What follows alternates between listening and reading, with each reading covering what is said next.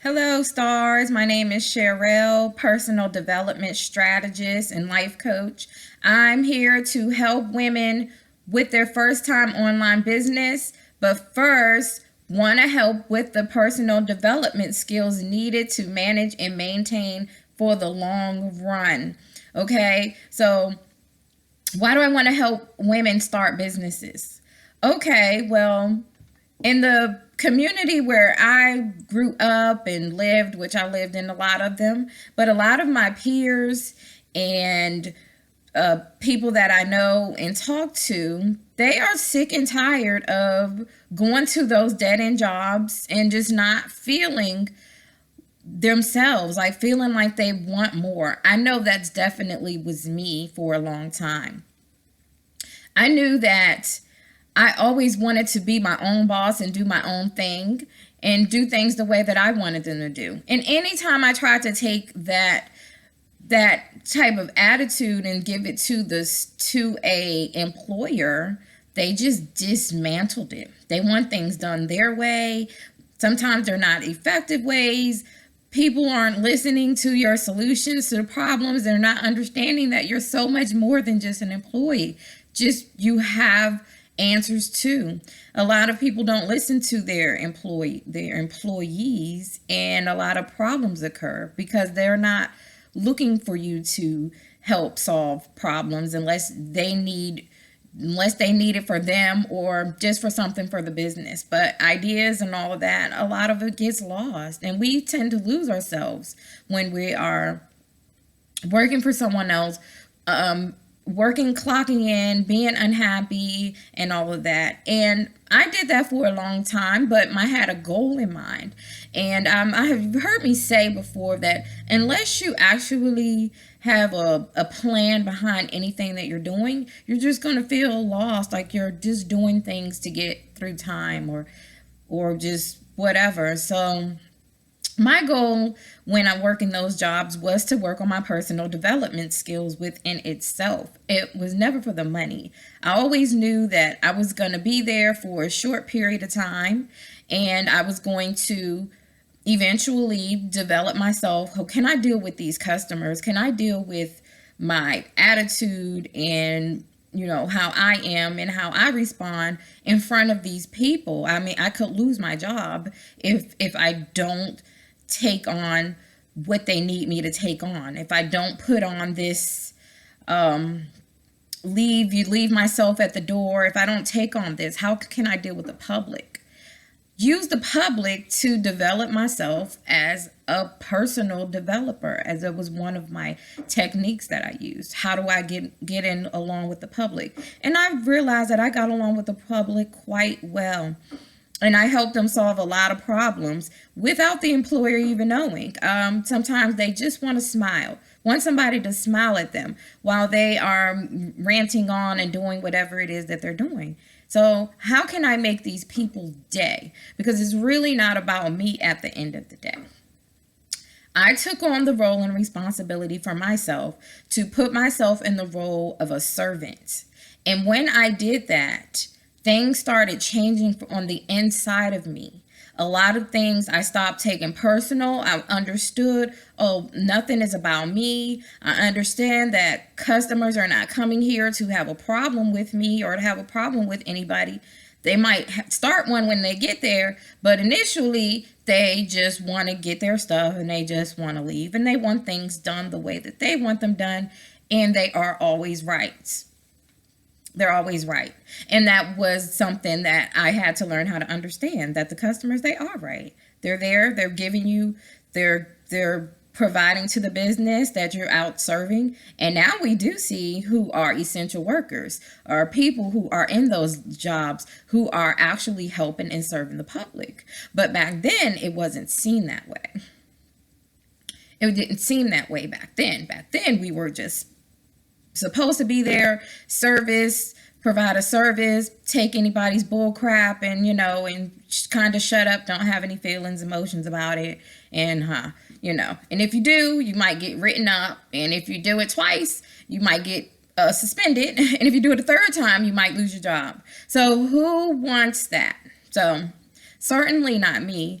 But one thing I did learn was how to develop myself and put myself in the front line and really just let it go. Like, it's not about me, and only step into what I needed to step into for the people that I was there to serve.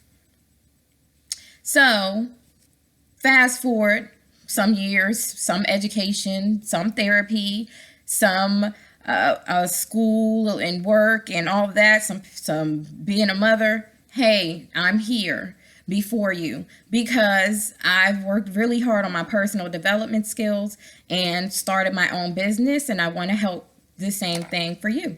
So, if you haven't had start this your first time and just not, maybe you've always wanted to start your business, but is this actually your first time, like, actually ready to take it seriously, ready to take your personal development seriously?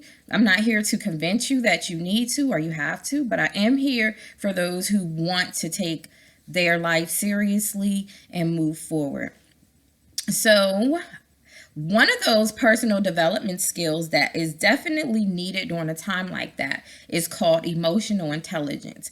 And emotional intelligence is something that was one of the first things on my plate that God even put on my plate.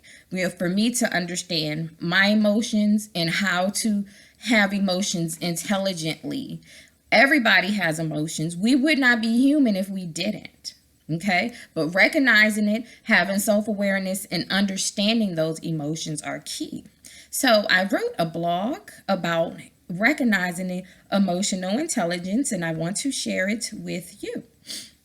So in the life coaching world, we use the formula EQ for emotional intelligence, like IQ for regular intelligence.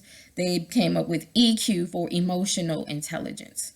So EQ means emotional intelligence, and we all have emotions because we are human, and it would be impossible not to have them. However, emotional intelligence is the ability to recognize your emotions, understand what they are telling you, and realizing how your emotions affect the people around you. Another description of emotional intelligence is the awareness of your actions and feelings and how they affect the people around you.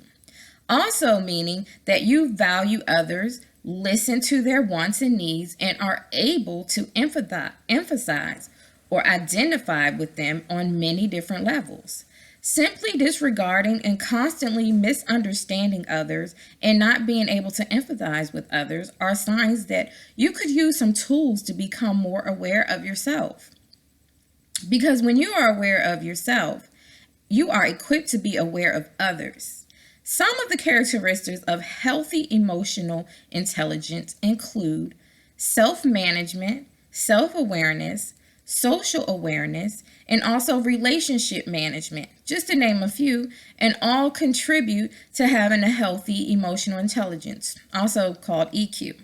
Being able to put yourself in someone else's shoes and consider a situation before reacting while being aware of your own emotions will lead to improving your emotional intelligence.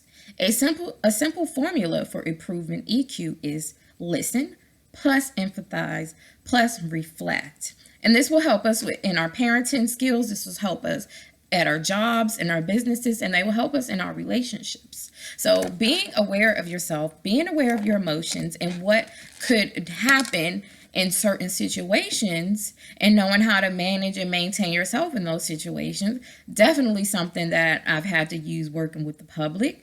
And for the most part, I really did enjoy recognizing myself in those situations. I didn't always get through them all perfectly. I did get in trouble a couple of times. I did walk away a couple of times, but for the most part, I did try to understand my emotions during interacting with a lot of people in the public. So as a personal development strategist and life coach, I want to share what I know with you. Because eventually you're going to need this, because a lot of emotions are going to come up and they might scare you away and all of that, and we don't want any of that. So we want to make sure that our emotions are strong enough and that we are able to handle them in the tough situations that are coming our way, that when we are working in our businesses and those days they get long, they get rough, and we're crying, because we will shed some tears. It's not an easy task, but if recognizing your emotional intelligence during times like this is key, maybe a number one factor in personal development, and definitely needed for running a business. So I hope that you signed up for my email list. If not, you can text the name *1 to the number 42828, and you will immediately get access to my list, and we will start a relationship with each other. And I will be sending you emails that will go along the lines of personal development, and we can start to talk more there. So you can also book a call with me. I will put the link up, and I do put the link up on a lot of my social media everywhere. I do share the link often. I can share the link also in a text message. I can share the link in email. I can share the link anywhere to book a call, but I will attach it to this. And you can find the link on my website as well. So I thank you so very much for listening to my blog, Recognizing Emotional Intelligence, and I will talk to you later. Have a good day. Bye-bye.